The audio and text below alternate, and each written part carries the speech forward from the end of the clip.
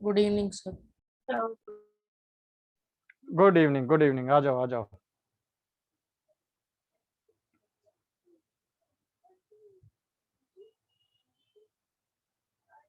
Chemistry over. Yes sir. 1-2 minute wait करते हैं, बाकी भी आ जाएंगे, फिर स्टार्ट करते हैं।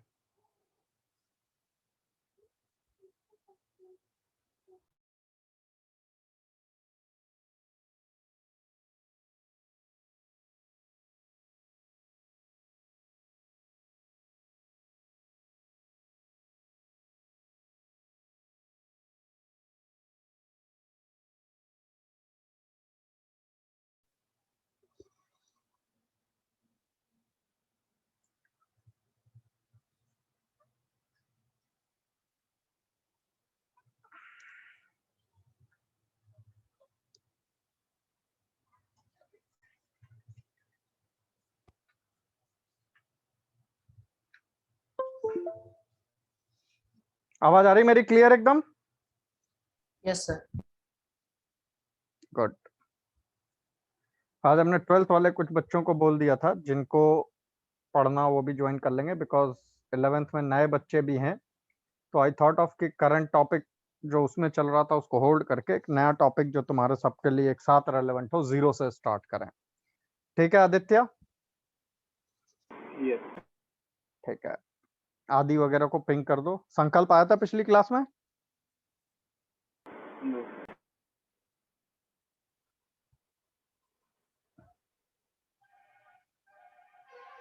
तो फिर स्टार्ट करते हैं with in a minute.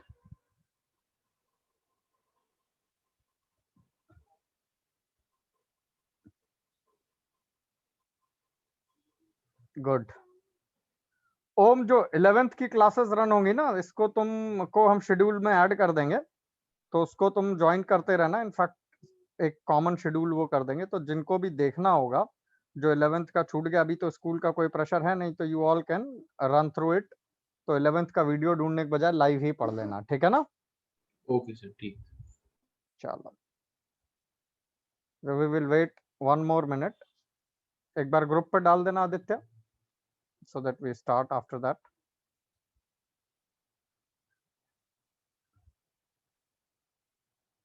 To make it a fresh beginning for all, हम ट्रिगोनोमेट्री को एक लेवल तक जो तुमने 10th में पढ़ी थी उसको इन्वॉल्व करते हुए, आई एज्यूम कि 10th वाली बिल्कुल 0 है, तो हम बिल्कुल फंडामेंटल 0 से ही स्टार्ट करेंगे और इसको ले चलते हैं एक डिसेंट लेवल तक। इससे 2 एडवांटेज हैं। एक, अभी जो मैथमेटिक्स थोड़े दिनों बाद फिर पढ़ोगे उसमें जगह जगह ट्रिग्नोमेट्री अप्लाई होगी, ठीक है ना, फिजिक्स में अप्लाई होगी। प्लस जो बच्चों ने अभी ज्वाइन किया है या 1-2 दिन में और करेंगे, they will not miss out, क्योंकि 10th में बेसिक पढ़ा हुआ है। और समर वेकेशन में इतने दिनों में हम उनका पीछे का टॉपिक करा देंगे अलग से, तो बाई देन सब बराबर आ जाएंगे, ठीक है? Mahak, am I audible? Yes sir. चलो, तो हम ट्रिग्नोमेट्री की दुनिया शुरू करते हैं स्टोरी ऑफ एंगल से, ठीक है ना? बहुत फंडामेंटल से समझना, क्योंकि बहुत दूर तक, बहुत आगे तक जाएगा ये सारा। Let us try to understand कि 10th लेवल पे तुम लोगों ने एंगल क्या समझा। What is angle? संकल्प।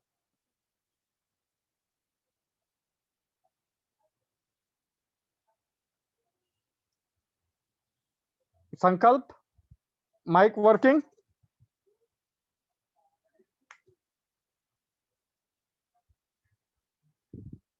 नहीं।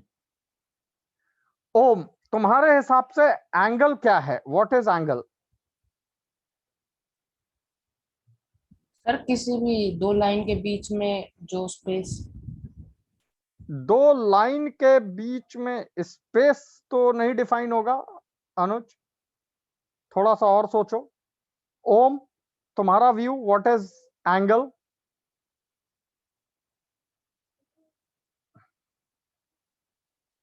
गुड, अथर्व भी है। अथर्व, माइक वर्क कर रहा है? Yes sir. देवाशीष, एंगल किसे कहते हैं? Sir, inclination between two rays. Inclination between two rays या measure of inclination between two raise?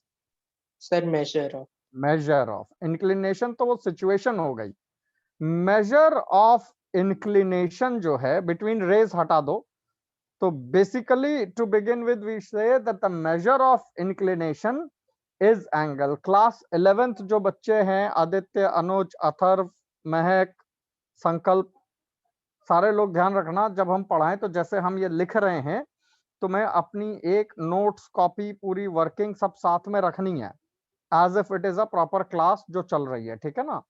और within like a couple of week तुम्हारे पास स्टडी मटेरियल आ जाएगा। आज मैंने बात की है, there were some issues with him, कुछ समझने में उनको हुआ, तो जैसे ही आता है उसके बाद we will also refer that study material also, ठीक है ना। So this basically is measure of inclination. Why don't we say between two rays? Because आज जो एंगल 2D में है, कल 3D में एक सॉलिड एंगल के नाम से भी आएगा, और अभी नहीं तो आगे तुम वो भी पढ़ोगे, तो हम अपने आप रेज लिख के सॉलिड एंगल को रेस्ट्रिक्ट कर देंगे, तो we don't want to do that. So basically it is measure of inclination. जब हम एक प्लेन में कहते हैं तब this is between two rays. कोई doubt, confusion up to this point, anyone? No sir. तो अगर हम थ्योरेटिकली लेके चलें तो हम एक रे को अगर डिफाइन करें तो उसका major of inclination with other रे लेते हैं, उसे एंगल कहते हैं। एंगल जिसको कि हम क्लास 9th 10th में पढ़ चुके हैं, हम ऐसा मान के चलते हैं कि अगर हमने कोई एक सर्कुलर आर्क ली है, याद है ये कराया गया होगा, अगर हमने कोई एक सर्कुलर आर्क ली है तो the curved length that is L and the radial length that is R, वो इस मेजर ऑफ इंक्लिनेशन से डायरेक्टली इनडायरेक्टली रिलेटेड रहते हैं। अनुज, एल आर और थीटा में क्या रिजल्ट है, क्या कनेक्शन है आपस में?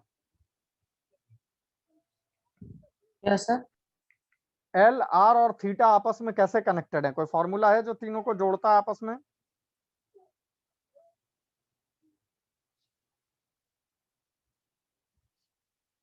सर रेडियन का फॉर्मूला होता है सर। क्या हर्षिता, एल आर थीटा में कोई आपस में लिंक कनेक्ट?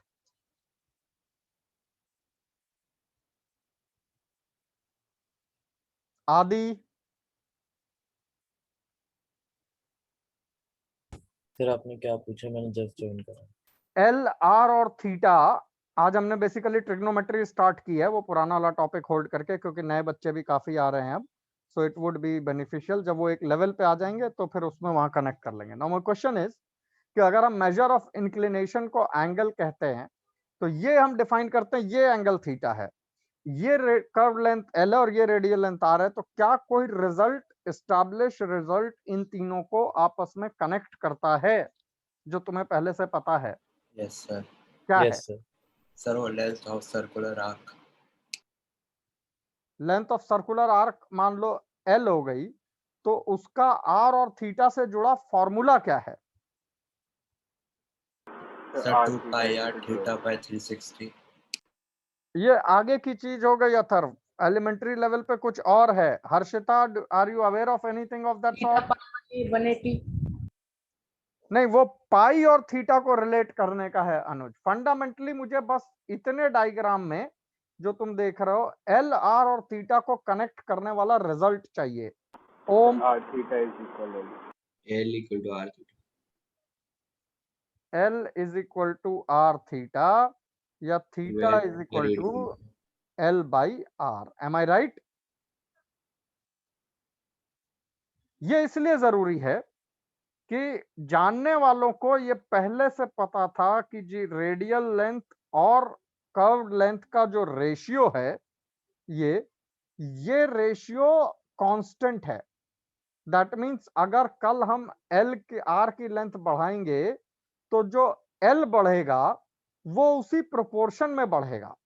और ये थोड़ा सा एक, मैंने पहले भी इसको पिछले क्लास 11th क्लास के बच्चों में डिबेट के लिए रखा था, बड़े ध्यान से सुनना, ठीक है ना। सपोज मैंने इस चीज को थोड़ा सा चेंज किया, इसकी लेंथ कैपिटल एल रखी और ये वाली लेंथ कैपिटल आर रखी, तो technically what I am trying to say कि प्रोबेबली ये कर्व और ये जो सेक्शन है दोनों आपस में सिमिलर हैं, बट तुमने 9th की थ्योरी में सिमिलर ट्रायंगल जैसी चीजें पढ़ी हैं, सिमिलर सर्कुलर सेक्शन जैसी चीजें तो नहीं पढ़ी हैं। M I right? Yes sir.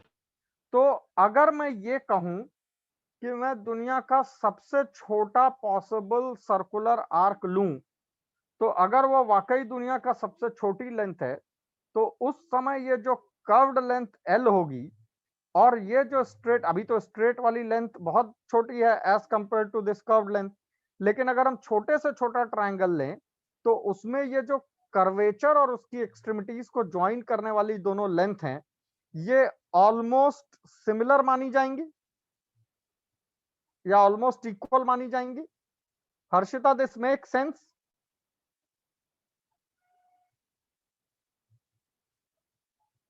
मेरी बात में कुछ समझ आया, पल्ले पड़ा? Yes sir. क्या समझ आया बताओ? सर जब हम बहुत छोटा ट्रायंगल लेंगे तो उसका जो देखने में ऐसा लगेगा कि उसके जो एंगल हैं वो सिमिलर आ रहे हैं, नहीं, इक्वल। स्टेटमेंट ये है कि ये वाली कर्व्ड लेंथ और ये वाली फिक्स लेंथ दोनों के बीच में अच्छा खासा गैप है, तो ये कर्व्ड लेंथ एल और ये फिक्स लेंथ सपोज ए है, तो ये दोनों में एल ए से बड़ा है। अब अगर हम इसको छोटा कर दें तो ये एल डैश इस ए डैश से बड़ा है, लेकिन जितना एल ए से बड़ा था एल डैश शायद उसके मुकाबले ए से उतना बड़ा नहीं है, because the gap has been covered now. Am I right? अब अगर मैं इसको और छोटा कर दूं तो जो एल डबल डैश ये सबसे छोटी लेंथ आ रही है और ये जो ए डैश डबल डैश आ रही है, ये गैप और भी कम है। एल डैश ही बड़ा है, L double dash he A double, लेकिन फर्क है। तो अगर हम दुनिया का सबसे छोटा आर्क लें और उसकी एक्सट्रीमिटीज को ज्वाइन करें तो ये कर्व लेंथ और स्ट्रेट लेंथ ऑलमोस्ट इक्वली मानी जाएंगी।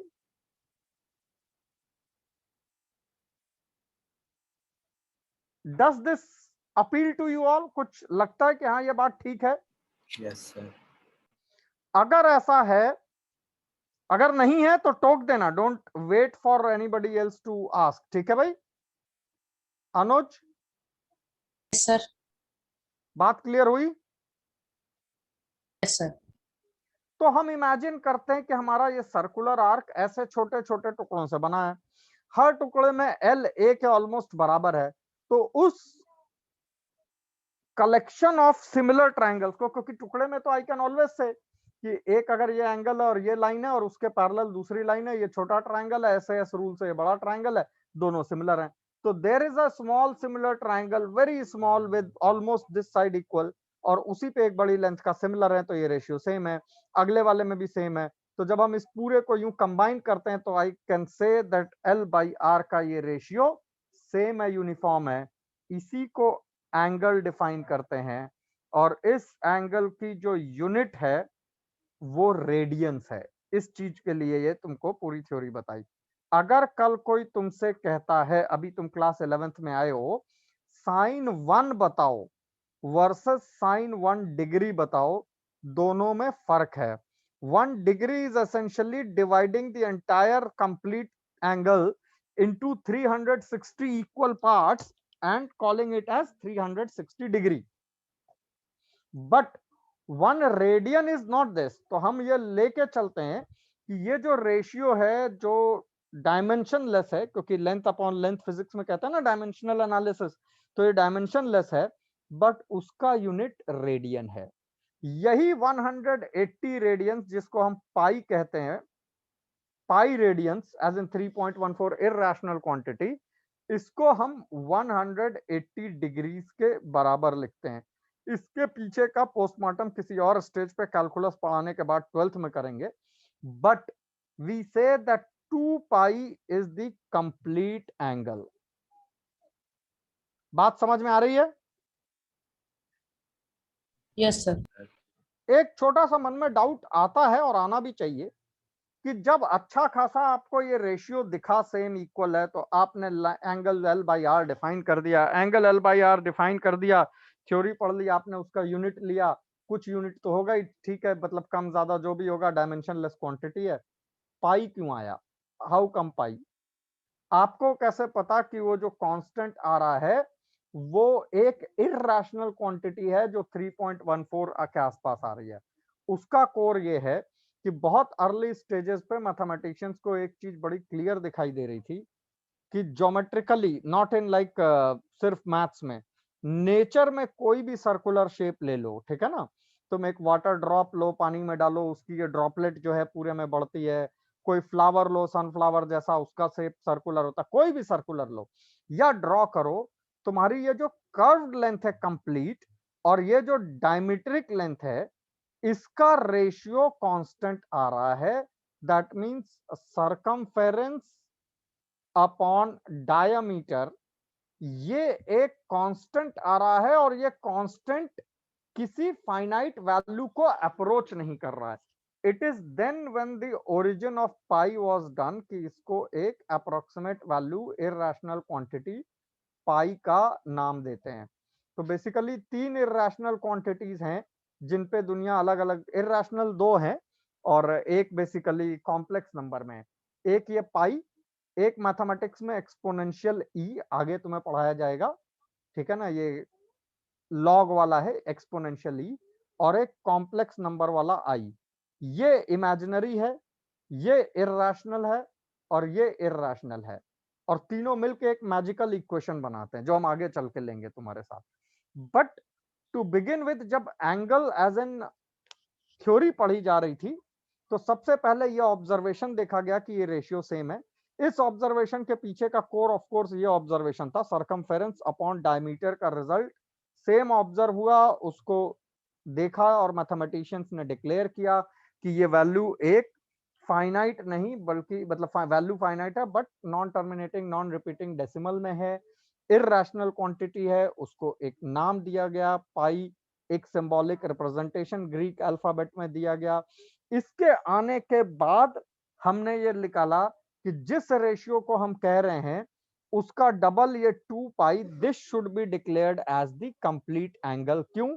क्योंकि अगर ये लेंथ 2r है और इसका दिस मच टाइम्स ये है, तो ये हमें यहां दिखा कि भाई L बाई R का रेशियो सेम है। तो अगर ये पूरी लेंथ सपोज सर्कमफेरेंस है अपॉन डायमीटर 2r है, ठीक है ना, तो अगर हम r को हटा दें, सिर्फ इसकी थ्योरी से चलें, तो ये मेरा कंप्लीट एंगल बनना चाहिए। और ये कंप्लीट एंगल अगर इस 2 को यहां ले जाओ तो 2 times the complete angle is this constant, और ये कांस्टेंट पाई है, तो हमने 2 pi is 360 degree, hence pi is 180 degree develop हुआ। तो कोर 1 में सबसे फंडामेंटल रिजल्ट ये है। और ये बहुत प्रिमिटिव मैथमेटिशियंस, जैसे तुमने नाम सुना होगा पाइथागोरस का, you all are aware about Pythagoras?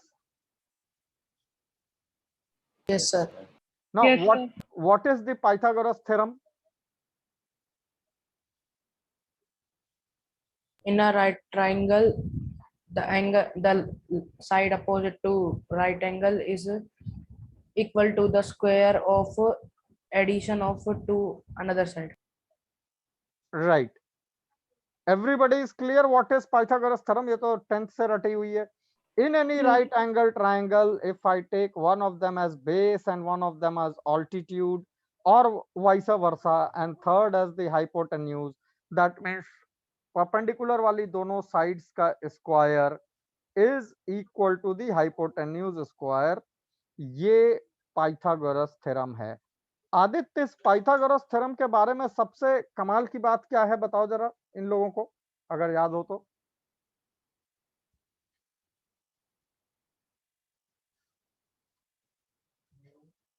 Yes, circle में अप्लाई। सबसे अहम बात ये नहीं, सबसे अहम बात ये कि पाइथागोरस ने जब ये डिस्कवर किया था तो उसे ट्रायंगल नहीं पता था। उसे तो ये पता था कि इधर एक स्क्वायर बनाओ तो जो एरिया आता है, इधर एक स्क्वायर बनाओ तो जो एरिया आता है, और अगर इनको ऐसे स्ट्रेट रखो तो इधर जो स्क्वायर बनाओगे इसका एरिया इन दोनों बराबर है। कहने का मतलब ये कि हम इससे ट्रांसफर करें और इससे ट्रांसफर करें तो कंप्लीट ट्राइंगल बाद में आया। So this is how mathematics has evolve developed. तुम अब 11th में आए हो तो जरा कोर फंडामेंटल में उतरोगे तो तुम्हें बहुत सारी चीजें मैथमेटिक्स की पता चलेंगी। People have a godly relationship in E, I and pi. ये हम तुम्हें 12th तक पहुंचते हुए दिखाएंगे। और दुनिया के सबसे बड़ी इक्वेशन इसी में आती है। टू दी एक्सटेंट कि उस इक्वेशन तुम पढ़ोगे उस इक्वेशन को क्लास 12th में, सॉल्व करने के बाद जब वो इक्वेशन खत्म होती है तो जिसने वो सॉल्व की थी उसने पता लास्ट में क्या लिखा था? Hence God exists, hence proved. ऐसी मैथमेटिक्स भी एग्जिस्ट करती है। तो हमारे लिए पाइथागोरस समझना आसान है। अब इमेजिन करो पाइथागोरस को अगर ट्रायंगल नहीं मालूम था तो उसको ये कैसे दिखा कि जितने स्क्वायर यहां लगाओगे और जितने स्क्वायर यहां लगाओगे, जब इसको इस डायमेंशन में कन्वर्ट करोगे तो ये पूरे पड़ जाएंगे, एक कम नहीं होगा एक ज्यादा नहीं होगा। Wasn't that amazing? Yes sir.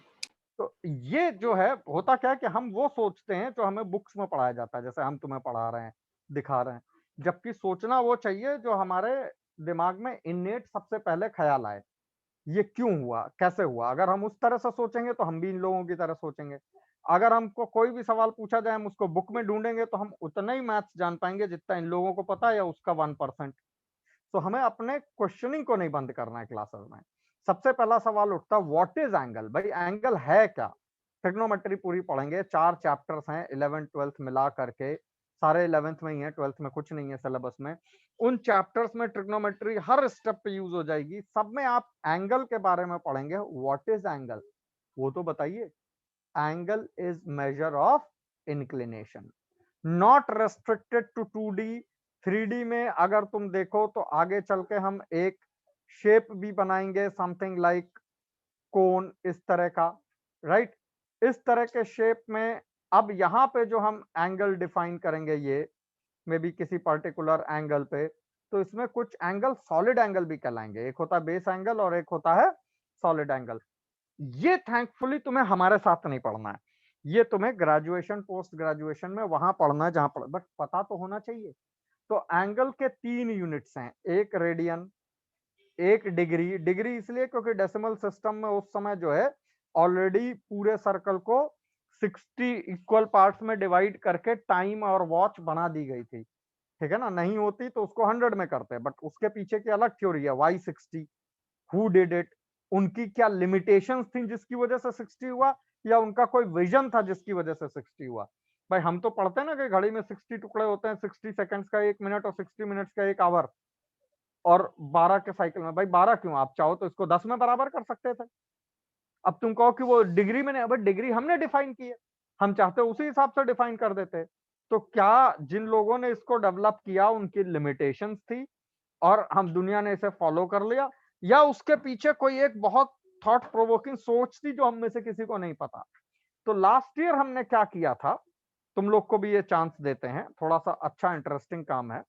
Last year in बच्चों को हमने theta is equal to L/R और pi is equal to circumference upon diameter, इसका ओरिजिनेशन कहां से आया, क्यों हुआ, पहले किसने क्या बोला, कैसे हुआ, ये क्या बना, इसके ऊपर एक पावर पॉइंट प्रेजेंटेशन बनाने को बोला था। और अकेले ना बना के 2-2 3-3 लोगों की टीम मिलके बनाए, सो दैट तुम जो भाई तुम्हारे पास एटलीस्ट गूगल तो है ही है, पावरफुल इंटरनेट रिसोर्स है, तो उस पर ढूंढो, पढ़ो, अलग अलग सोर्सेस से डेटा इंफॉर्मेशन क्यूरेट करो और फिर एक प्रेजेंटेशन बनाओ कि भाई ये कहां से आया, किसने पहले डिफाइन किया, उसने इसको कैसे कनेक्ट किया, इसके 60 डिग्री होने या 12 इक्वल पार्ट होने के पीछे क्या रीजन था, क्या वो वेल थॉट आउट चीज थी या गलती से हो गया, सब फॉलो करते चले जा रहे हैं।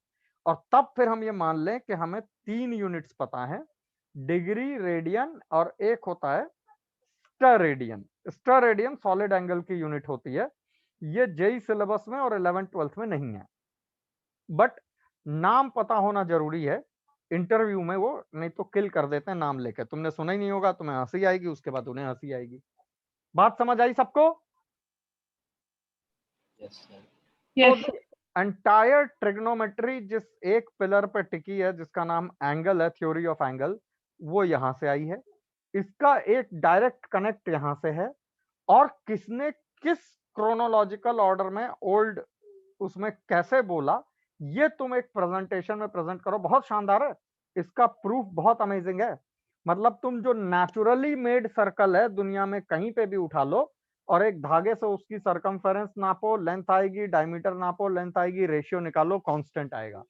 और ये बात हमें तुम्हें पता, हमें लगता तो आना ही था क्योंकि वो तो होता है फॉर्मूला। फॉर्मूला आने से पहले किसी को कैसे डाउट हुआ होगा? माय क्वेश्चन इज, कोई तो होगा दुनिया में जो फूलों को, पानी के सर्कल को, रिपल को, डायग्राम को, सबको, पहिए को देख के सोचता होगा कि ये वाली लेंथ और ये वाली लेंथ में एक खास रिलेशन है। क्या रिलेशन है? रेशियो सेम है। अमेजिंग नहीं है वो आदमी जिसने मतलब चीजों को देख के ऐसा सोच लिया? वो कौन है, क्यों दिखा, कैसे आया? ये ट्राई करो, this will give you a very good kick. और स्कूल में जब आगे चलकर प्रोजेक्ट बनवाएंगे ना ये तुमसे, तो ये बहुत अमेजिंग प्रोजेक्ट बनता है स्कूल का, one of the best. Is that clear everyone? Yes, sir. Yes, sir. Now if I take it for granted कि भाई तुम्हें ये पता चल गया है कि एंगल क्या है और एंगल मेजर ऑफ इंक्लिनेशन है, तो let me proceed with what to do next. ठीक है ना?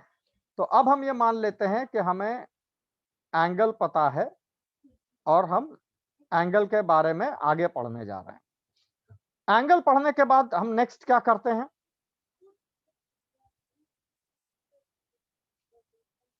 टेंथ में पढ़ा था ना ट्रिग्नोमेट्री में? सर राइट एंगल ट्रायंगल में रेशियोज निकालते हैं।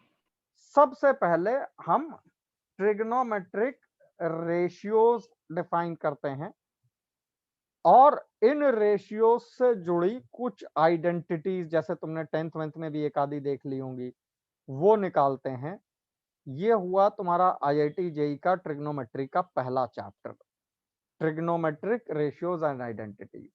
बेसिक ट्रिग्नोमेट्रिक से मिलने के बाद उसके बाद हम इन्हीं आइडेंटिटीज को, आइडेंटिटीज वर्सेस इक्वेशन, अभी एक फर्क तुम्हें दिखाते हैं ताकि तुम्हें ये भी पता रहे कि ऐसा भी कुछ होता। बहुत से लोगों को पता ही नहीं होता। ठीक है ना? जब हम इक्वेशन जैसी चीज समझ लेते हैं क्या होती है, तो फिर अगला चैप्टर पढ़ते हैं ट्रिग्नोमेट्रिक इक्वेशंस, इसका क्या करना है, और उसके बाद हम करते हैं एप्लीकेशन ऑफ ट्रिग्नोमेट्री कि इसको करते कहाँ अप्लाई हैं। एप्लीकेशन ऑफ ट्रिग्नोमेट्री में तुम्हारे दो चैप्टर आ जाते हैं, एक है solutions and properties of triangle और एक है heights and distances. Heights and distances JEE syllabus से हट चुका है, खाली जेई मेन में है, जेई एडवांस में नहीं है। लेकिन तुम जब तक जेई एडवांस दोगे तब तक जेई एडवांस 3-4 राउंड बदल चुका होगा क्योंकि हर दिन कुछ ना कुछ नया हो रहा है उसमें। So we are to study 1, 2, 3 and 4 chapters thoroughly. चारों क्लास 11th सिलेबस में है और चारों ही फर्स्ट हाफ के पार्ट में ही आ जाते हैं एक्सेप्ट दिस वन। तो हम स्टार्ट करते हैं इक्वेशन वर्सेस आइडेंटिटीज का फर्क समझने में। इस बार हम सबसे पहले ये सुनते हैं देवाशीष से। देवाशीष, इक्वेशन और आइडेंटिटी में क्या फर्क है? सर आइडेंटिटी जो होती है वो किसी भी, जैसे हम कोई भी एक्स के लिए या जो भी हम ले रहे हैं उसके लिए डिफाइंड होती है। अगर हम उस इक्वेशन में डालें तो हमेशा वो डिफाइंड होगी, और जो इक्वेशन होगी उसमें सर वो स्पेसिफिकली किसी के लिए डिफाइंड होती है। कुछ हद तक बिल्कुल सही जवाब है, बस पिन पॉइंटेड नहीं था, कोई बात नहीं। क्लास 11th जो बच्चे आज पहली बार हैं उनसे एक सवाल पूछते हैं। x माइनस 3 का whole square is equal to X square minus 6x plus 9 quadratic equation है नहीं है? सर है। अनुज का आंसर हाँ में है। हर्षिता, क्वाड्रेटिक है या नहीं है? Yes sir. है। महक, क्वाड्रेटिक है नहीं है? सर है। गुड। संकल्प?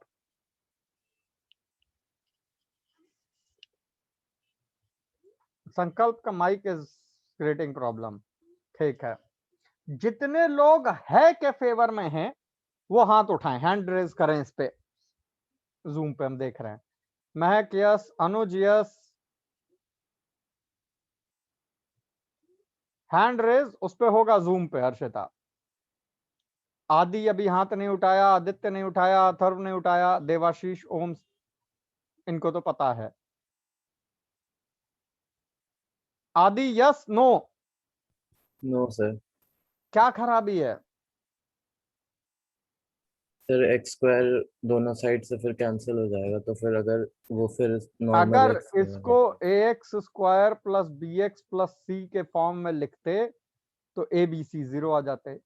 ये इक्वेशन ही नहीं है तो क्वाड्रेटिक तो बहुत दूर की बात है, ये आइडेंटिटी है। An Yes, sir. Equation which is true for all values of the variable is not an equation, it is an identity if it is true for all values of x। जिसके लिए भी defined है, ये polynomial है, real number के लिए defined था, लेकिन हर एक्स के लिए ट्रू है, तो ये इक्वेशन नहीं है, ये क्या है? आइडेंटिटी है। ठीक इसी तरह से 10th में तुम्हें पढ़ाया गया sign square theta plus cos square theta is 1। ये इक्वेशन नहीं है, ये आइडेंटिटी है। जो हर वैल्यू के लिए ट्रू हो वो इक्वेशन नहीं है, वो आइडेंटिटी है। जो कुछ वैल्यूज के लिए ट्रू हो और कुछ के लिए नहीं भी ट्रू हो वो इक्वेशन है। और वो इक्वेशन जिसके लिए ट्रू है, x for which this is true, उसको हम कहते हैं सॉल्यूशन। बात समझ में आई? तो अगर तुम सॉल्व करोगे तो कोई इक्वेशन सॉल्व करोगे, आइडेंटिटी तो नहीं सॉल्व करोगे। क्यों ओम? ये सर। तो हमें पहले दिन से ये क्लियर रहना चाहिए कि हम आइडेंटिटीज वर्सेस इक्वेशन में कंफ्यूज ना हो, क्योंकि ट्रिग्नोमेट्री की दुनिया में बहुत सारी आइडेंटिटीज अभी इंक्लूड होंगी। आइडेंटिटी का मतलब ये है कि जिन वेरिएबल्स के लिए तुमने इक्वेशन लिखी है वो इक्वेशन अगर उन हर वेरिएबल के लिए हमेशा ट्रू है तो that's basically an identity, not an equation at all. Is that okay? Make sense? Yes, sir. तो इसलिए trigonometric equation sine theta plus cos theta is equal to 1, ये आइडेंटिटी नहीं है, ये इक्वेशन है, क्योंकि हमेशा ट्रू नहीं है। तो जिन जिन थीटा के लिए ट्रू है वो सब सॉल्यूशन होंगे। ये तुम्हारा सेकंड चैप्टर है, ट्रिग्नोमेट्रिक इक्वेशन। कोई doubt, query, question up to this point? No sir. तो No, हम sir. सर ट्रिग्नोमेट्री जब पढ़ते हैं तो हम एक चेंज करते हैं, हमसे मतलब मैं अपनी बात कर रहा हूं कि जब यहाँ पढ़ते पढ़ाते हैं तो एक छोटा सा चेंज कर लेते हैं, और वो चेंज ये है कि हम ट्रिग्नोमेट्री में sign theta, cos theta, tan theta की डेफिनेशन वो फॉलो करेंगे जो अब हमें आगे कई सालों तक डिफेंड करने में कोई दिक्कत ना हो। जैसा अभी थोड़ी देर पहले मैंने हर्षिता से पूछा तो इसने कहा कि साइन थीटा या ट्रिग्नोमेट्रिक रेशियोज हम किस ट्रायंगल में डिफाइन करते हैं? एक राइट एंगल ट्रायंगल में। अब सवाल ये उठता है कि आगे चल के तुमने 10th में ये भी पढ़ा कि साइन थीटा डिफाइंड है फॉर एवरी रियल थीटा। अभी हमने बोला आइडेंटिटी है। अगर sign square theta plus cos square theta 1 सिर्फ थीटा लाइंग बिटवीन 0 to 90 होता तो आइडेंटिटी नहीं होती। ये theta belong to all real numbers true है। क्यों भाई? यही है ना? Yes sir. इसका मतलब ये है कि तुम sine theta all real numbers के लिए डिफाइन कर सकते हो, लेकिन जब साइन थीटा की फंडामेंटल डेफिनेशन पे जाओगे जो तुमने 10th में देखी है तो वो theta belong to all real numbers पे बाउंस कर जाएगी। फिर भी फर्स्ट टाइमर है, let's try to understand this definition from few of you. Om, तुम्हारे हिसाब से साइन थीटा की क्या डेफिनेशन है?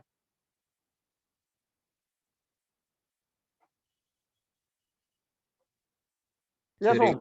राइट एंगल ट्रायंगल में सर हाँ, एक राइट एंगल ट्रायंगल में अपॉन हाइपोटेन्यूज का रेशियो। अगर हम ये कहें कि ये लेंथ परपेंडिकुलर है, ये हाइपोटेन्यूज है और ये बेस है, तो sine theta perpendicular upon hypotenuse का रेशियो है, ये हमने 10th में पढ़ा। दूसरा सवाल, साइन 90 डिग्री की वैल्यू कितनी होगी? सर 1 साइन 0 डिग्री की वैल्यू कितनी होगी? 0 साइन 90 डिग्री के बाद साइन 120 डिग्री जैसी कोई चीज डिफाइंड है या एब्सर्ड नॉनसेंस है? है सर सर। है। अब मुझे बताओ कि तुम्हारी इस डेफिनेशन में थीटा के 90 होने का क्या जुगाड़ है? How can you make this angle 90? क्योंकि 90 होते ही परपेंडिकुलर परपेंडिकुलर नहीं रहेगा, हाइपोटेन्यूज हाइपोटेन्यूज नहीं रहेगा। तुम्हारे इस डेफिनेशन में थीटा के 0 होने का नो स्कोप। 090 तो हम हाइपोथेटिकली एक बार को डिफाइन कर दें, चलो ले लो, ऐसा होता है वैसा होता है। 120 तो कभी दिखा भी नहीं सकते। क्या साइन ऑफ -20 डिग्री जैसी भी कोई चीज डिफाइंड होती है? ये सर। तो क्या -20 डिग्री को यहां पे एक्सप्लेन करने का कोई अरेंजमेंट है देवाशीष?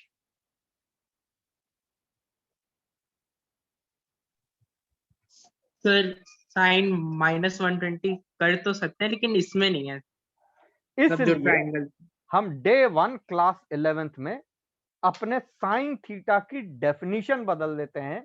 क्लास 11th या जो पहली बार देखने जा रहे हैं, नोट करते चलना, ठीक है ना? डोंट मेक इट, क्योंकि अब ट्रिग्नोमेट्री बिल्कुल इसी पे लेके चलेंगे, नो रिपीटिशंस, तो बहुत अच्छे से नोट करना। Is that okay? थ्योरी ये है कि अगर सपोज कोई एंगल थीटा बना है, let me say I have a definition of angle theta and I take the point of origin as origin in the Cartesian coordinate xy plane. अब अगर ये एंगल थीटा है, let me draw a circle from origin of any radius r, I don't mind, which intersects this particular angular line at a point a comma b. इसके कोई तो coordinate होंगे। I define sin theta as b upon under root A square plus B square. वो अलग बात है कि जब तक थीटा एक्यूट है तब तक एक राइट एंगल ट्रायंगल जरूर बनेगा, और उस राइट एंगल ट्रायंगल में sign theta is perpendicular upon hypotenuse. बात अच्छी है, बट डेफिनेशन ये नहीं है, ये तो एक्यूट एंगल पे एप्लीकेबल हो रही है, सो है। डेफिनेशन तो ये है, sine theta is b upon under root A square plus B square. b is the algebraic length and of course under root A square plus B square तुम्हारी ये रेडियल लेंथ है।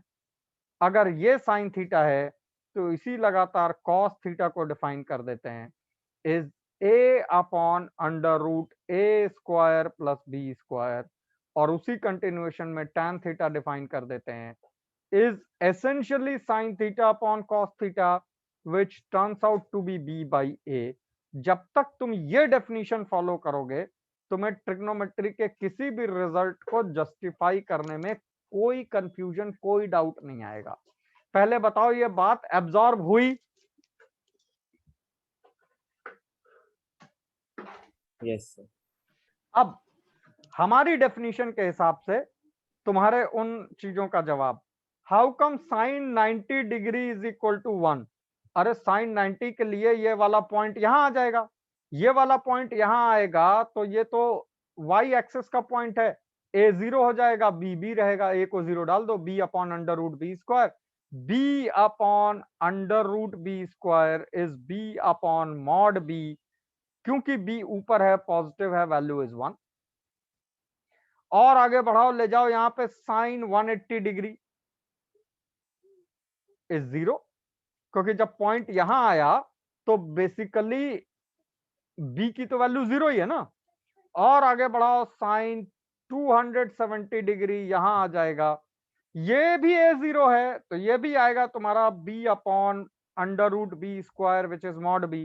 लेकिन अब क्योंकि b नीचे है, नेगेटिव होगा, तो द फाइनल वैल्यू इज -1। फिर ऊपर लाना शुरू करो और ये इसी सर्कुलेशन में चलता रहेगा। This is how we justify sine theta, कि कहीं पे भी किसी भी एंगल में अगर हमसे कल कोई पूछे 2045 डिग्री का साइन कैसे निकालते, उसका क्या मतलब? अरे भाई 360 के 10 मल्टीपल या 5 मल्टीपल 1800, 90 और उसके बाद और ले लो भाई। It is any repetition. 360 के मल्टीपल में मल्टीपल साइकिल्स में वो लाई तो पॉइंट किसी क्वाड्रेंट में ही करेगा ना, because we have measured angle theta with positive X axis anticlockwise. याद आया, ये क्लास 10th में किया था, that angle is measured with positive X axis anticlockwise. याद आ रहा है ये? Yes, sir. Yes sir. तो हम ये लेके चलते हैं कि भाई एंगल 0 से शुरू होगा, बढ़ते बढ़ते 360 डिग्री, फिर सेकंड राउंड, फिर थर्ड राउंड लेते जाओ। अच्छा, 10th में एक और चीज पढ़ाई गई होगी तुम लोग को, ASTC, याद है? Yes, sir. वो क्या था महक? What is ASTC?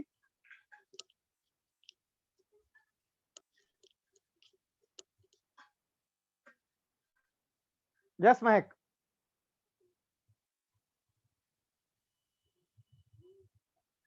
सर पता नहीं है। अरे 10th में था ना, क्वाड्रेंट वाइज कराया गया था। फर्स्ट क्वाड्रेंट में तीनों trigonometric ratio sine theta, cos theta, tan theta और इनके रेसिप्रोकल्स,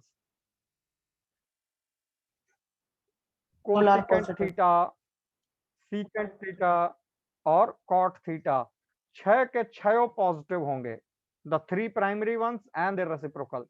सेकंड क्वाड्रेंट में साइन एंड कोसेकेंट पॉजिटिव होंगे, बाकी चारों नेगेटिव।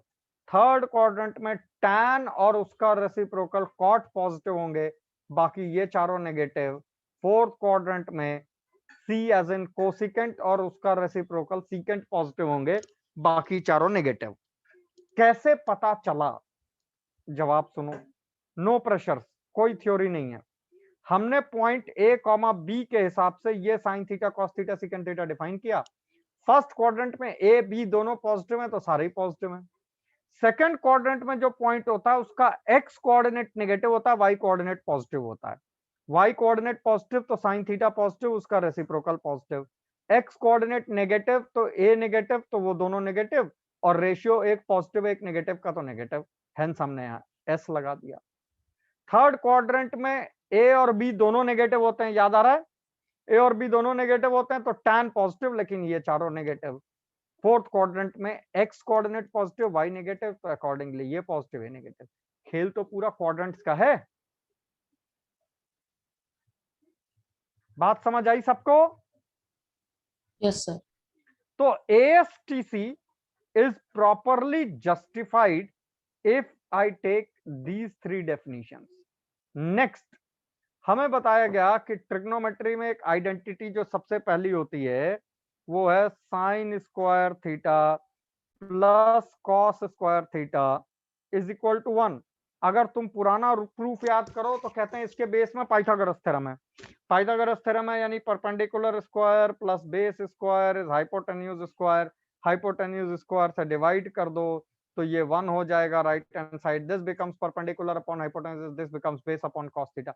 बट फिर तो ये थ्योरी सिर्फ 0 to 90 तक रह गई, और अगर 0 से 90 डिग्री, क्योंकि परपेंडिकुलर अपॉन बेस वाला तो ट्रायंगल ही खाली 0 to 90 तक डिफाइंड था, और अगर सिर्फ 0 to 90 तक डिफाइंड रह गई तो इसका मतलब ये हुआ कि फिर एसेंशियली तुम्हारा आइडेंटिटी नहीं है। आज उसकी जरूरत नहीं है। इस आइडेंटिटी में साइन थीटा और कॉस थीटा की ये वैल्यू डाल के देखो, क्या खुशी खुशी नहीं कह सकते हो कि थीटा बिलोंगिंग टू और रियल नंबर ये ट्रू है? अनुज, बात क्लियर हो रही है? Yes, sir. इन दोनों स्क्वायर्स का सम क्या 1 नहीं है हमेशा? B square plus a square upon a square plus B square irrespective of a b किसी क्वाड्रेंट में जाए 1 है, हेंस आइडेंटिटी। उसके बाद इसको कॉस स्क्वायर थीटा से डिवाइड कर दो तो tan square theta plus 1 is secant square theta, ये भी तुमने 10th में रखी है। इसमें ये नहीं कहता थीटा बिलोंगिंग टू आर, फिर भी आइडेंटिटी। क्यों? क्योंकि जिस थीटा के लिए tan theta secant theta defined है उसके लिए हमेशा ट्रू है। एक बार साइन स्क्वायर थीटा से डिवाइड कर दो तो 1 plus cosecant square theta is equal to cot square theta. Again ये भी हर थीटा के लिए ट्रू नहीं, फॉर ऑल। लेकिन जिसके लिए cosecant theta cot theta defined है उसके लिए तो ट्रू है। तो ये हमारी फंडामेंटल सेट ऑफ आइडेंटिटीज बन गया। Is that clear everyone? Yes, sir. Yes, sir. Om, any question queries up to this point? Please, sir, clear. Good. अब इसके बाद हम इसको थोड़ा सा आगे बढ़ाते हैं। इसी डेफिनेशन, जब तक तुम ये डेफिनेशन फॉलो करोगे ट्रिग्नोमेट्री बाउंस नहीं करेगी, एवरीथिंग इज इन कंट्रोल। हमें ऐसा बताया गया, हमें से मतलब तुम्हें ऐसा पढ़ाया गया है, बताया गया है कि साइन थीटा जो है वो हमेशा -1 to 1 के बीच में लाई करता है। इसका प्रूफ क्या है? महक, इस बात का प्रूफ क्या है?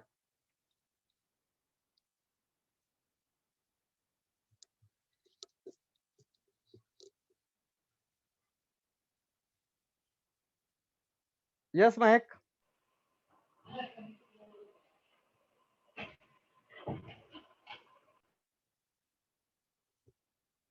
अनुज, कभी सुना है कोई, किसी ने बताया हो कि साइन थीटा -1 to 1 के बीच में लाई करता है 10th में? Yes, sir. अब इसका प्रूफ क्या है अगर पूछा जाए तो जो 10th क्लास का जवाब होता है कि परपेंडिकुलर अपॉन हाइपोटेन्यूज है, तो परपेंडिकुलर हाइपोटेन्यूज से बड़ा तो हो नहीं सकता। तो मेरे दो टेंशन, एक कि बड़ा नहीं हो सकता तो बराबर भी नहीं हो सकता, तो लेस देन 1 होना चाहिए। दूसरा, आपका theta belonging to all real number नहीं है, क्योंकि आपका परपेंडिकुलर अपॉन हाइपोटेन्यूज सिर्फ 90 तक बिलोंगिंग है। तीसरा, 1 से छोटा इक्वल नहीं, चलो -1 से बड़ा, ये आपको कहां से आया? क्योंकि इसके नेगेटिव होने का तो उस डेफिनेशन में कोई अरेंजमेंट ही नहीं है। Make sense? Yes, sir. अब देखते हैं अपनी डेफिनेशन से कि लोग sine theta lies between -1 to 1 क्यों बोलते हैं। हम एक स्टेटमेंट लिखते हैं, देखते चलना, हाँ नहीं बोलते चलना। For any real number a square is greater than equal to 0। Make sense? Yes भाई होल स्क्वायर है, 0 या 0 से तो बड़ा ही होगा। मैथमेटिकली कोई क्राइम नहीं है। गुड। अगर ये 0 से बड़ा है तो can I say that a square plus b square is greater than equal to b square? दोनों तरफ b स्क्वायर ऐड कर दो। यस सर दोनों तरफ अंडर रूट ले लो।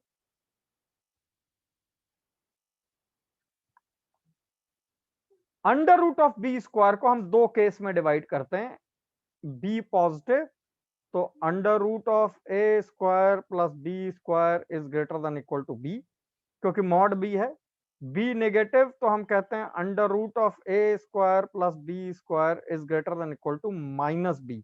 क्यों? क्योंकि नेगेटिव के केस में under root of b square -b आ जाता है mod b. Is that okay everyone? Yes, sir. अब अगर तुम इतनी बात को देखो तो यू विल ऑब्जर्व कि इससे तुम निकालोगे तो b upon under root of a square plus B square 1 या 1 से हमेशा छोटा है। इसको ले जाओ उधर, डिवाइड करो, और यही b अपॉन अंडर रूट ए स्क्वायर प्लस बी स्क्वायर तुम्हारा साइन थीटा है। इसको अगर तुम उधर ले जाओ तो -b अपॉन अंडर रूट ए स्क्वायर प्लस बी स्क्वायर 1 से छोटा है। स्वैप कर दो, -b इधर लाओ प्लस b इधर लाओ, तो ये हमेशा -1 से बड़ा है। हेंस प्रूफ कि साइन थीटा -1 to 1 लाई करता है फॉर ऑल रियल वैल्यूज। ये टेक्निकली स्टैब्लिश हो गया for all theta belonging to real numbers. Is that okay? Yes, sir. 11th के बच्चों ध्यान रखना, एक अलग से कॉपी बना लेना सिंबल्स और फॉर्मूले की, पतली सी। फर्स्ट फ्रंट पेज पे सिंबल लिखते चलना। तो अभी छोटे छोटे सिंबल तुम्हारी दुनिया में, जैसे ये फॉर ऑल है, ये देयर एग्जिस्ट है, इस तरह के आते जाएंगे और बहुत आएंगे। तो पहला पेज उसी को डेडिकेट कर दो, उस पर डालते ही रहना, so that at the end तुम्हें पता हो कि इतने सिंबॉलिक रिप्रेजेंटेशन में बात होती है।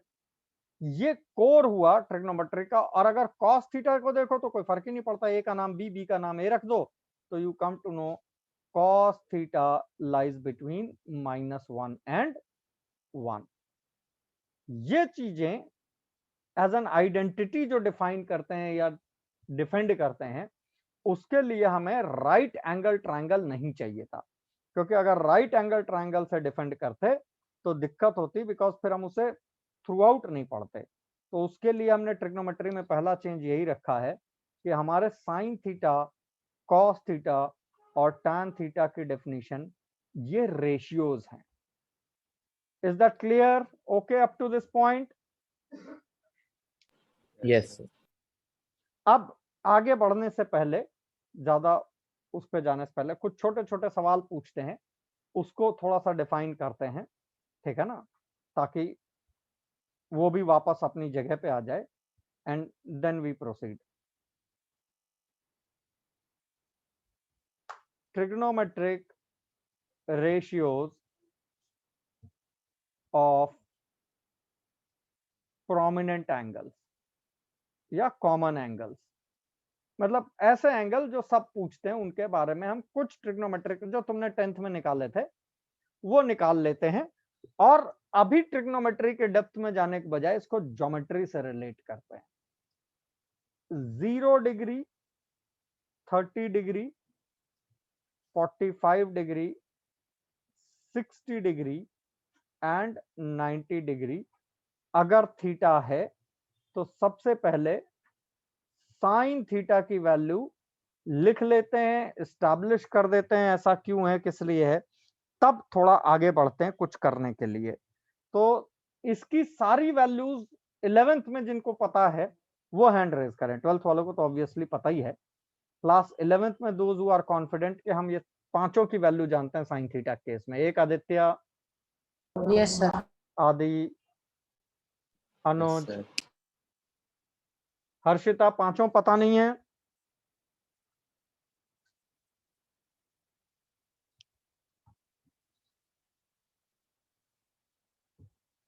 अथर्व? पता है सर। चलो इसको शुरू करते हैं अनुज से। साइन 0 डिग्री, हाँ Anuj, yes sir. Sine 0 degree, sine 0, sine 30 degree 1/2। कहां से आई है? सर वो टेबल बनाने की जो वो होती थी। और टेबल तो वैल्यू जानने के बाद बनाई ना, किसी ने हमको बता दिया कि ये टेबल है तो हमने वैल्यू बना दी, बट जिसने टेबल में वैल्यू हाफ लिखी उसको कैसे पता चला कि साइन 30 डिग्री हाफ है? सर क्योंकि जो अगर उसमें जो फर्स्ट क्वाड्रेंट है उसमें अगर 30 डिग्री में रखेंगे तो फिर वहां पे हाँ वहां पे वो जो ए और बी है वो पॉजिटिव होंगे, और फिर तो हमें उनका कैसे अगर पता कि वो रेशियो 1/2 हो जाएगा? है ना अजीब सी बात। महक, कोई याद ताजा हुई कुछ है ऐसा साइन 30 डिग्री की वैल्यू के प्रूफ के पीछे कोर?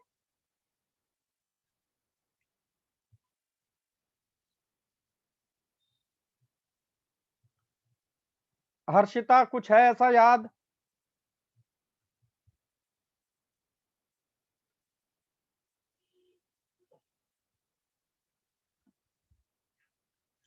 ओम, तुम बताओगे कैसे आएगा ये?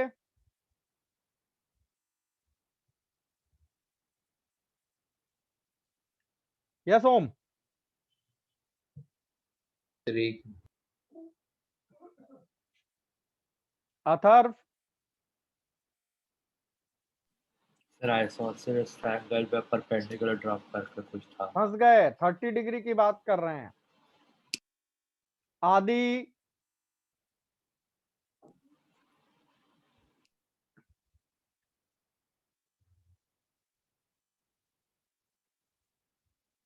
ना आदि?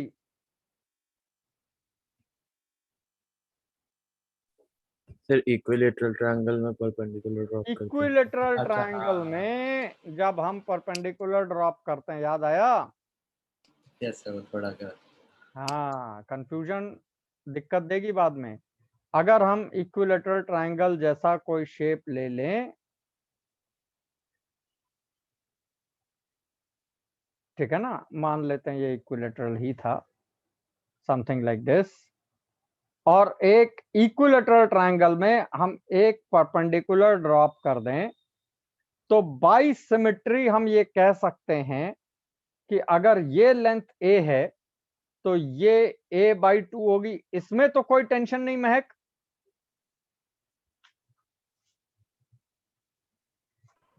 Yes sir. अगर ये एंगल 60 डिग्री है, ये एंगल 60 डिग्री है, ये भी 60 डिग्री था, तो ये कितना एंगल है? 30। 30 डिग्री। 30 डिग्री। अब इस ट्रायंगल में साइन 30 डिग्री की वैल्यू निकालो। a/2 बाई ए से ए कट गया, हेंस हाफ।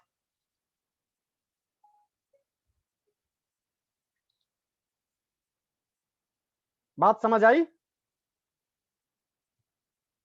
Yes sir.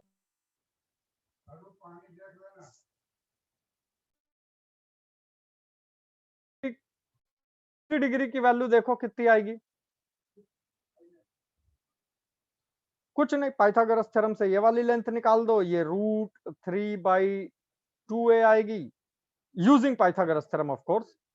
और 60 डिग्री में परपेंडिकुलर अपॉन हाइपोटेन्यूज, क्योंकि एक्यूट एंगल ट्रायंगल है तो इसमें तो उतनी बड़ी थ्योरी लगाने की जरूरत नहीं है, तो ये √3/2 आ गया।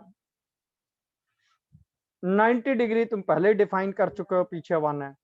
45 डिग्री के लिए क्या करेंगे? हर्षिता, कोई ट्राई?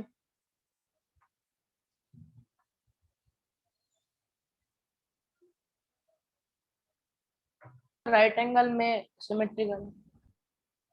फिर से बोलो। सर राइट एंगल में अगर सिमेट्रिकल तो वैसे। और सोचो। Harshita, sir, mic working. Isosceles right triangle. बोला करो, चाहे सही हो चाहे गलत हो, उसकी टेंशन मत लो, ठीक है ना?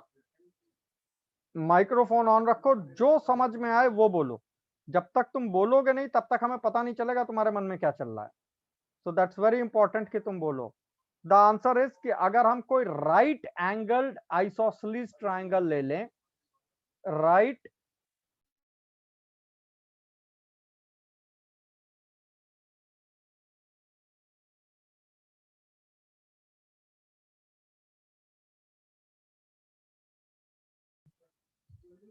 राइट आइसोसेलेस ट्रायंगल ले लें, राइट आइसोसेलेस ट्रायंगल ले सकते हैं। आवाज आ रही सबको मेरी? Yes yes sir. Sir. Yes sir. ये लेंथ ए लेते हैं, ये लेंथ ए लेते हैं, तो बाई पाइथागोरस थ्योरम ये लेंथ a√2 आ जाती है। और राइट एंगल आइसोसेलेस ट्रायंगल में ये डेफिनेटली 45 डिग्री है, तो इस बार sine 45 degree perpendicular upon hypotenuse a/a/√2 1/√2 आ गया। ये हमारी प्रिमिटिव 5 ट्रिग्नोमेट्रिक रेशियोज हैं। साइन थीटा की वजह से ये 1 2 3 4 5 वैल्यूज। इसका प्रूफ ओरिजिनेशन ध्यान रखना, एक इक्विलेटरल ट्रायंगल से है और एक राइट एंगल आइसोसेलेस ट्रायंगल से है, क्योंकि ये आगे पूछा जाएगा, तुम्हें पता होना चाहिए। कोई doubt, query, question? Sir everyone is clear? सबने नोट कर लिया इसको अच्छे से? Yes sir. कभी नोट ना किया और हम आगे बढ़ते चले जा रहे हो तो बोल के रोक देना, ठीक है ना? बोलने में संकोच मत करना, ओके?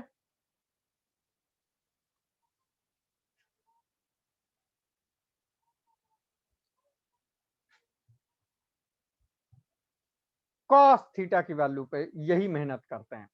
हटा दें ये डायग्राम जो दोनों बना लिए सबने? Yes sir. ठीक है। अगर कभी हो कि तुम्हारा नहीं बना, हमने जल्दी मिटा दिया, तो बोल देना कि सर पीछे चले जाइए, उसको थोड़ा दिखा दीजिए and all that. Don't keep silent, नहीं तो फिर गाड़ी उतर जाएगी पटरी से। Okay, yes sir. Cos theta के लिए दोबारा यही मेहनत की जा सकती है, ऑल्दो दो तरह से। एक, अब उन्हीं ट्रायंगल में बेस अपॉन हाइपोटेन्यूज देखो तो तुम्हें ये 0 ये 1 नजर आएगा, ये √3/2 नजर आएगा, ये 1/√2 नजर आएगा और ये 1/2 नजर आएगा। तो ये भी हमें समझ में आता है कि जो चीज यहां से टॉप डाउन है वो यहां से बॉटम अप है। तो लगता है कि ऐसा तो नहीं 10th में कोई बड़ा एलिमेंट्री सा फॉर्मूला था और हमने ध्यान नहीं दिया और वो इस काम को बड़ी आसानी से कर रहा है। देखो जरा, कुछ है क्या ऐसा? Yes sir. sin theta is equal to cos 90 minus. sin 90 minus theta is equal to cos theta या cos 90 minus theta is equal to sin theta. दोनों प्रूफ करने की जरूरत नहीं है, एक प्रूफ करोगे दूसरा ऑटोमेटिक हो जाएगा। मान लो हमने ये वाला प्रूफ कर दिया, कॉम्प्लीमेंट्री एंगल्स। हाँ, बट ये आया कहां से वो प्रूफ करेंगे। अगर ये प्रूफ हो गया तो थीटा की जगह 90 माइनस थीटा रख दो तो ये cos थीटा हो जाएगा, sin 90 माइनस थीटा हो जाएगा। तो हमें दो में एक ही प्रूफ करना है, लेकिन कम से कम एक तो प्रूफ करना ही पड़ेगा ना। वी कैनॉट से कि हमने दोनों एक दूसरे से प्रूफ कर दिए, एक को प्रूफ करेंगे तब दूसरा बेस में जाएगा। Is that okay? Yes sir. Om, इसका फंडामेंटल में क्या प्रूफ आएगा sin 90 माइनस थीटा का? सर मेरे हिसाब से तो सर एक सर्कल सिर्फ same a comma b point लेंगे, हाँ, तो एक तो थीटा एंगल पे ले लेते हैं और एक मान लो तुम्हारे कहे हिसाब से हमने एक ऐसे पॉइंट लिया ए कॉमा बी और ये एंगल थीटा ले लिया। हमें sine theta cos theta a upon under root A square plus B square b upon under root A square जितना कुछ है सब समझ आ गया कैसे होता है। सवाल ये उठता है व्हाट इज 90 माइनस थीटा। अब ध्यान से देखना, हमने बोला था कि पॉजिटिव एक्स एक्सिस से एंटी क्लॉकवाइज मेजर करोगे तो थीटा है, तो क्लॉकवाइज मेजर करोगे तो ऑफ कोर्स माइनस थीटा है। तो अगर माइनस थीटा देखना है तो इसी की इमेज ढूंढ लो। ये जो एंगल कहलाएगा ये क्या कहलाएगा? Minus theta. माइनस थीटा में प्लस 90 डिग्री और ऐड कर दो, वो थीटा माइनस 90 हो जाएगा। M I right? तो जब इसका 90 ऐसा यूं रखोगे, माइनस थीटा में 90 डिग्री हम ऐड कर देंगे तो वो कुछ ऐसा आ जाएगा, ये हो जाएगा तुम्हारा theta minus 90। Make sense? Yes sir. ये एंगल हमने माइनस थीटा को 90 डिग्री एंटी क्लॉकवाइज घुमा दिया, तो माइनस थीटा ना होके माइनस थीटा में प्लस 90 और जुड़ गया। लेकिन तब हमें ऐसा रियलाइज हुआ कि शायद ये जो एंगल है और ये जो एंगल है मैग्नीट्यूड वाइज दोनों ही सेम है थीटा, क्योंकि ये भी तो 90 था। तो अगर ये 90 माइनस थीटा है तो ये बचा हुआ तो थीटा ही है। इसका मतलब ये जितनी डिस्टेंस वाई एक्सिस से था ये इधर उतनी डिस्टेंस एक्स एक्सिस से था एंड वाइस वर्सा। तो अगर ये पॉइंट ए कॉमा बी है तो ये डेफिनेटली बी कॉमा ए है, क्योंकि ये वाला ट्रायंगल और ये वाला ट्रायंगल कॉन्ग्रुएंट है। Is this okay? ऑब्जर्वेंट सबको दिख रहा है ये? Yes sir. तो अगर ऐसा है तो ये बेसिकली ए कॉमा बी है तो ये बी कॉमा ए होगा, क्योंकि अगर इसकी लेंथ बी है तो इसकी लेंथ ये बी है तो ये एक्स कोऑर्डिनेट हो जाएगा, ये वाई इसका एक्स हो जाएगा।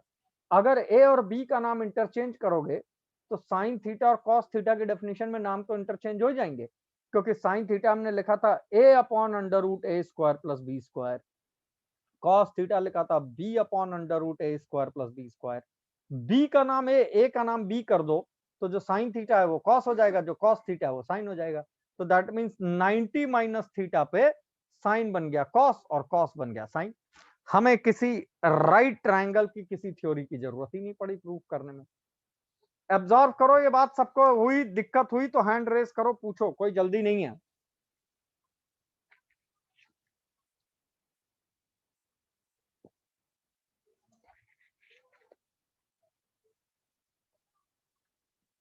महक समझ आ रहा है यहां तक? Yes sir. अनुज क्लियर है ये? Yes, sir. Harshita, yes sir. Atharva, तुम लोग का तो ये किया हुआ है पहले, अच्छे से क्लियर हुआ सबको? Yes sir. Yes sir. हम आगे यही सारे रिजल्ट इसी तरह से डिफाइन करेंगे। आज तुम्हें एक चैलेंज की तरह क्वेश्चन दे रहे हैं और फिर क्लास यहीं रोकेंगे। चलने को तो 4:30 तक चल सकते थे, लेकिन अब थ्योरी थोड़ी ज्यादा हो जाएगी और अभी हमने इतनी पढ़ाई नहीं है कि हम तुमको उसके बेसिस पे कुछ ज्यादा पूछें। तो हम तुम्हें एक पजल की तरह के क्वेश्चन दे रहे हैं। कुछ तुम में से किया हुआ, जिनका किया हुआ है वो बाद में उसको बताना, बट जिन्होंने नहीं किया है, अभी तुमने देखा कि हमने एक इक्विलेटरल ट्रायंगल को यूज करके साइन 30 डिग्री और 60 डिग्री की वैल्यू निकाली। Yes, sir. और फिर एक आइसोसेलीज राइट एंगल ट्रायंगल को यूज करके हमने 45 डिग्री की वैल्यू निकाली। Yes, sir. अब तुम लोग एक रेगुलर पेंटागन यूज करके, रेगुलर पेंटागन में जितनी ज्योमेट्री लगानी है उसको यूज करके साइन 36 डिग्री की वैल्यू बताओगे अगली क्लास तक। राइट ओम, बहुत जबरदस्त चैलेंज है ज्योमेट्री का, बड़ी सारी चीजें क्लियर होती हैं। Yes sir. और साइन 36 डिग्री की वैल्यू मैथमेटिक्स में एक स्पेशल रेस्पेक्ट पे बैठती है, अलग जगह पे, वो आगे दिखाएंगे क्या है। फिबोनाची सीक्वेंस वगैरह से डायरेक्ट कनेक्टेड है। ओके, तो एक घर पे तुमने करना ये है, कंपास पेंसिल लेके एक पेंटागन बनाना है। इस पेंटागन में सारी चीजें बनानी है, साइड लेंथ ए, डायगोनल लेंथ कुछ रखनी, फिर देखना है कि इसमें 36 डिग्री एंगल कहाँ होगा, और अगर वो 36 डिग्री एंगल लोकेट हो गया है तो उस किस ट्रायंगल में होगा, और उस ट्रायंगल का sine theta perpendicular upon hypotenuse with in the regular pentagon कैसे आ गया होगा। इतना सब करके रखना। हो जाए तो मुझे ग्रुप पे भेज देना, आई विल सी। तुम में से जो लोग ग्रुप पे नहीं है, मेरे ख्याल से एक हर्षिता नहीं है और अनुज अपने दोनों लोग ना अपने नंबर मुझे भेज देना जिसको मैं ग्रुप में ऐड करूं, तो फिर उसी पे तुमको जो है डिस्कशन और बाकी चीजें दिखने लगेंगी। Is that okay? सर कौन सा ग्रुप है? व्हाट्सएप ग्रुप है, तुम नंबर भेजना मुझे, बस मैं ऐड कर दूंगा उस पर। Okay, yes sir. कोई doubt, query, question up to this point? No sir. Om, next class तक हम लोग आइडेंटिटीज और उस पर चले जाएंगे, तो it would be good for you कि तुम उसको पूरा देख लोगे, ठीक है ना? Yes sir. चलो बंद कर दें अभी। Sir yes sir. हाँ Yes, बोलो। sir. हाँ बोलो। सर ये ट्रिगोनोमेट्री की कितनी क्लासेस चलेंगी? देखो, हम तुम्हें एक फेज प्लान जैसी चीज देंगे जो कि टेंटेटिव होती है, जिसमें यह पता चल जाएगा कि कौन सा चैप्टर कितनी दूर, कितने टॉपिक्स कितने जाएंगे। बट बहुत कुछ डिपेंड करता है स्टूडेंट्स पे, क्लासेस पे, इंटरैक्टिविटी पे। अब तुम लोग सवाल नहीं पूछोगे तो सब जल्दी जल्दी जल्दी खत्म हो जाएगा, लेकिन उसका कोई पॉइंट नहीं है। सवाल पूछोगे तो सेंसिबली चलेगा, बहुत ज्यादा सवाल पूछोगे तो डिले हो जाएगा। बट तुम्हें सवाल पूछना है, तुम नहीं पूछोगे दैट इज अ चैलेंज। तुम पूछोगे, तुम्हें जवाब ना देना दैट्स अप टू मी, हम उसको इग्नोर कर सकते हैं, लेकिन तुम पूछोगे ही नहीं तो उसका कोई इलाज ही नहीं है। तो depending on that, but trigonometric ratios and identities जो तुम्हारा पहला चैप्टर है, ये तकरीबन 6 क्लास आराम से जाता है आज की क्लास हटाने के बाद। 6 more classes, at least 6 to 7 more classes. Then trigonometric equations, 5 plus classes. Then solutions of triangle, 8 plus classes. Then heights and distances, 3 plus classes. तो ऐसे ही हर चैप्टर इस स्ट्रक्चर पे पूरा जो है ना प्लान बना हुआ है। हम लोगों को सबको पहले से अंदाजा होता है ये काम इतनी क्लास में होगा, ये इतने में होगा, ये इतने में होगा। This we are going to share with you on that new app जो बना रहे हैं, उस पे कैनवास पे डाल देंगे, वहां सब तुम्हें लिखा हुआ, सब डॉक्यूमेंटेड मिल जाएगा। ओके? Yes sir. और कोई क्वेरी, क्वेश्चन?